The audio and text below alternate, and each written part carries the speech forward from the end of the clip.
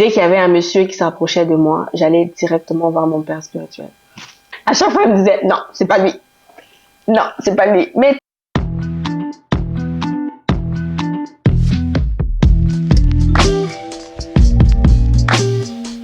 Hey guys! allô tout le monde! J'espère que vous allez bien. Donc, bienvenue à cette nouvelle vidéo. Ça fait quand même longtemps qu'on n'a pas posté, right? Ouais, un petit moment. Right. Et aujourd'hui, on vient avec une nouvelle vidéo de Q&A. Ouais.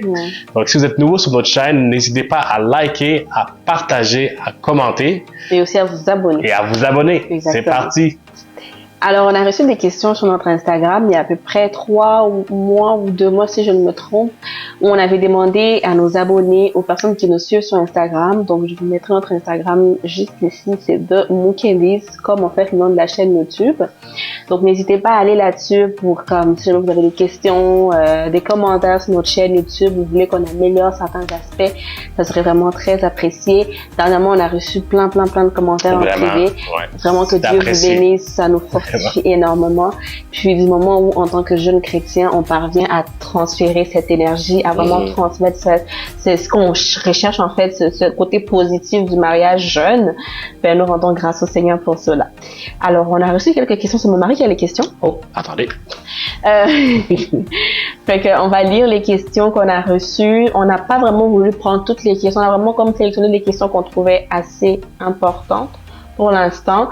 Puis si jamais vous jugez qu'on n'a pas vraiment répondu à d'autres questions que vous jugez importantes, n'hésitez pas à nous l'écrire dans les commentaires. Ça nous ferait extrêmement plaisir d'y répondre. Donc on va commencer par la première question. Première question. Oui. OK? Donc, right. Alors, la première question, c'est: voulez-vous des enfants? On va commencer par répondre à la première question. Ouais, c'est bon. Oui, bien sûr, par la grâce de Dieu, on a hâte de voir notre progéniture. Toi, tu veux des enfants? J'en veux pas beaucoup. Mais tu veux des enfants? Je veux des enfants. Au moins, c'est déjà ça. Non, j'en veux je veux des enfants, bien sûr. Ok, super. Puis, il dit, si oui, quelles sont certaines valeurs que vous voulez leur inculquer? C'est sûr qu'au niveau des valeurs, étant chrétiens et ayant la crainte de Dieu, ça serait important que nos enfants aient vraiment des valeurs chrétiennes. Yes. Donc, on parle de l'amour, vraiment des fruits de l'esprit, l'amour, la patience, la charité, Je pense que quand la fruits de l'esprit, bonté. les gens gardent toujours les mêmes fruits de l'esprit qu'ils connaissent. L'amour, la patience. Exactement, mais c'est vraiment des valeurs qui nous tiennent à Yes. cœur et qu'on a vraiment besoin de transmettre à nos enfants. Moi, de mon côté, ça serait important l'amour parce que Dieu est amour. Puis je trouve que quand tu aimes quelqu'un, c'est tu passes au-dessus en fait de tout. Ouais.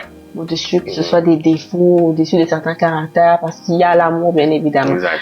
Pour moi, c'est important, mais c'est sûr que globalement, il y aurait pas mal les fruits de l'esprit. Exact. Pour toi. Pour moi, ben, je pense que t'as pas mal tout dit, hein. Elle a pris toutes les bonnes choses. Mais oui, exactement. Moi aussi, je veux des enfants et, ouais, les enfants viennent de dire, les valeurs chrétiennes, c'est important pour nous. On a grandi dans les valeurs chrétiennes et on aimerait ça aussi continuer la même perpétuité avec nos enfants aussi. C'est ça. Alors, super. Deuxième question. Comment Dieu vous a-t-il conduit ensemble? Wow. Ouais, ça c'est... Ça, c'est une très bonne question. On l'a même pas mentionné dans la première vidéo qu'on a faite. Mais c'est une très bonne question. C'est vraiment des péripéties. Là, en fait, en résumé, ce que je pourrais dire pour commencer, pas en résumé, mais pour commencer, ce que je pourrais dire, c'est que si c'est pas le bon moment, vous n'allez pas vous rencontrer. Exact. Si Vraiment. c'est pas le bon moment, ça va pas marcher. Honnêtement, pour nous, on s'est rencontrés en 2020. 2020, oui. Ouais. Et mon mari était juste derrière moi. Ouais. On avait une conférence à Trois-Rivières, toujours à Trois-Rivières, et c'était 2 jours. Et pendant les 2 jours, je la voyais pas du tout. Ouais. Mais j'étais derrière elle. Mon pasteur nous a montré des photos la dernière fois. Ouais. Je voyais, c'était elle qui était devant moi, mais je l'ai pas vue. Et en plus, on nous avait dit il fallait qu'on aille à l'avant pour prier. Ouais. Et moi, je suis allé, elle aussi, elle est devant. Mais on s'est pas vu. Mais zéro. Moi, j'avais jamais remarqué son existence derrière moi, puis lui aussi n'avait jamais remarqué mon existence. Mais tu sais, c'est quand même 2 jours où on s'est vu pendant plusieurs moments. Mais il y a jamais eu en fait ce côté, elle est intéressante, il est intéressant. Moi, je te voyais pas, en fait. Honnêtement, je la voyais pas du tout. Mais à un moment donné, on se saluait, retourne-toi, salue ton frère, salue ta soeur, mais encore là, tant que c'est pas le moment de Dieu, tant que c'est pas comme le bon moment, honnêtement, si Dieu n'a pas encore dit, go, allez-y. Vous perdez votre temps. Puis c'est ça qui s'est passé. Honnêtement, comment Dieu nous a conduits, ne me pas s'il te plaît. Comment Dieu nous a conduits, il y a que Dieu qui peut répondre. Vraiment. Parce que on était aveugles, on dirait. On se voyait pas, puis pourtant elle était juste devant moi, moi j'étais derrière elle. C'était en hiver 2020. Exact. Mais on s'est mis en couple. On s'est re-rencontrés en été 2021. 21, ben. C'est en été 2021 qu'on s'est mis en couple puis qu'on s'est re-rencontrés. Pour vous dire que...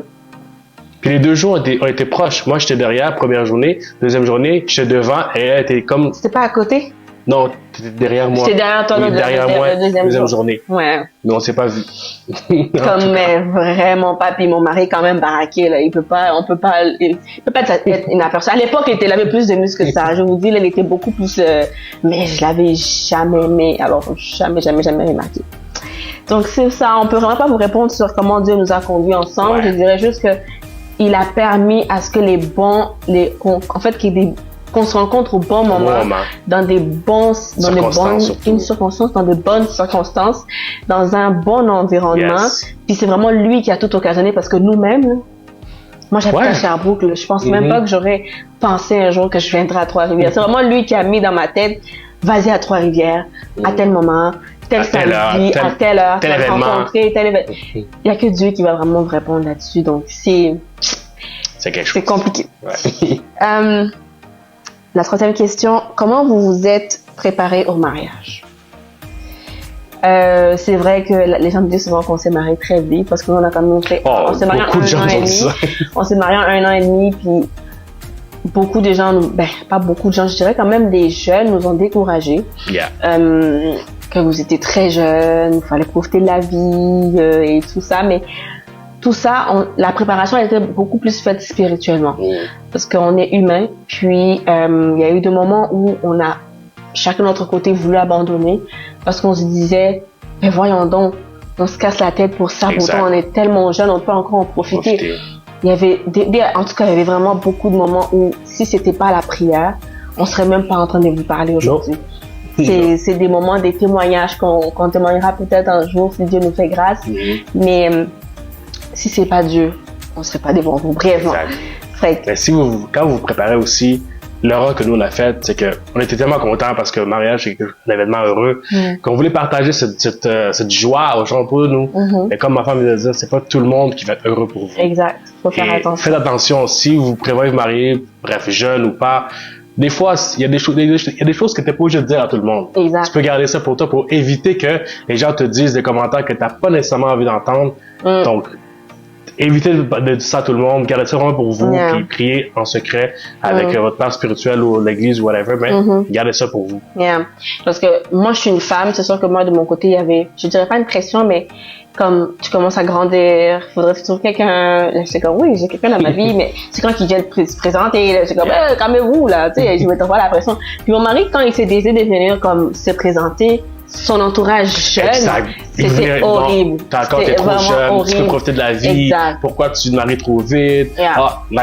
On dirait que tout le monde était à l'encontre de cette idée. Puis grâce à la prière, on a comme, nous, durant notre moment où on était en courtship, on a développé cette communication qui faisait que la prière nous liait tellement. Puis quand je voyais que mon mari il était comme, il m'en parlait beaucoup. Tu sais, il venait tout le temps m'en parler. Ça m'affectait quand même beaucoup. Ouais, il venait tout le temps m'en parler. Hey, babe, je t'ai dit, là, c'est comme, c'est tough. Dès que j'en parle à quelqu'un, t'es comme, t'es jeune. Puis là, je suis comme, moi, quand j'apprenais ça, je lui criais pas dessus, là. Je disais, OK. J'allais juste, je disais, OK, tu sais quoi, on va rester dans la prière, on va jeûner, on va entendre que Dieu nous confirme, en fait, ces moments. Parce que, oui, nous, on a pris la décision de se marier. Puis Dieu a vraiment mis l'affirmation, mais il y a toujours l'environnement qui est là autour. Retournons à la prière, puis que Dieu apporte cette paix dans notre cœur pour vraiment nous confirmer une nouvelle fois que c'est sa volonté. Puis c'est ça qui est arrivé. À chaque fois que mon mari venait me voir pour dire, tu sais, je dis, on va, tu sais quoi? Moi, j'allais tout, en tout cas, je priais tout le temps. Puis si je peux donner un conseil aux jeunes femmes qui me suivent aujourd'hui, c'est la prière et le jeûne. J'avais toujours une journée par semaine où je priais et je jeûnais. Ça ratait jamais cette journée-là, même si j'avais faim comment. Je me consacrais puis je disais, I'm gonna pray. Je vais prier, je vais prier. Et grâce à la prière, ça a créé cette facilité de communication avec mon mari. Mon mari n'est pas très bavard de nature, mais Dieu a fait en sorte qu'il ait cette facilité de venir m'en parler, puis que ça brise en fait. Ça nous permet d'être beaucoup plus connectés, puis de savoir où est-ce qu'on s'en va. Je sais pas si vous comprenez ce que je veux dire. Je sais pas si je te Non, mais ça permet aussi que je puisse m'ouvrir émotionnellement parce que je suis vraiment fermé à mes émotions. Puis ça m'a affecté beaucoup cette étape-là de préparation de mariage. Et le fait que j'ai en parlé à quelqu'un qui m'a pas dit oh pourquoi tu écoutes les gens, non bouche les non, elle m'a juste dit ok we're gonna pray on it. That's it. Ça m'a c'est comme un réconfort que j'avais auprès d'elle. Donc c'est ça. Fait que les filles, n'attaquez pas vos copains ou vos fiancés quand ils vous disent que j'ai peur de l'engagement. C'est vraiment la pire erreur à faire.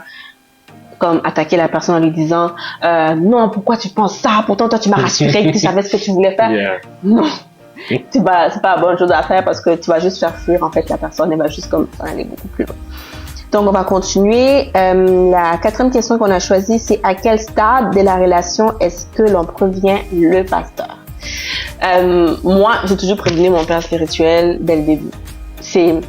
Dès qu'il y avait un monsieur qui s'approchait de moi, j'allais directement voir mon père spirituel. Et mon père spirituel est d'une sagesse, je vous le dis. À chaque fois, il me disait, non, c'est pas lui. Non, c'est pas lui. Mais tu sais, il faut aussi avoir cette... comment on dit? Il faut être... quand tu écoutes, comment on dit? Obéissant. Il faut avoir cette obéissance de dire, ok, c'est pas le bon. Parce que, il y en a qui viennent. Hey, je vous dis, c'est des hommes qui ont fait des études, qui ont des bons, des emplois, là, qui ont des bons emplois, des bons salaires. Puis que ton père, si vous te dit, c'est pas lui. C'est comme, voyons. Il a tous les critères parce qu'il y aura toujours des hommes parfaits qui vont venir vers vous. Ça, je veux vous dire. Avant de rencontrer mon mari, il y avait au moins 7 hommes parfaits qui étaient venus, là, comme la perfection. Ça n'existe pas la perfection. Ça n'existe pas, mais ils montraient toujours cette perfection-là.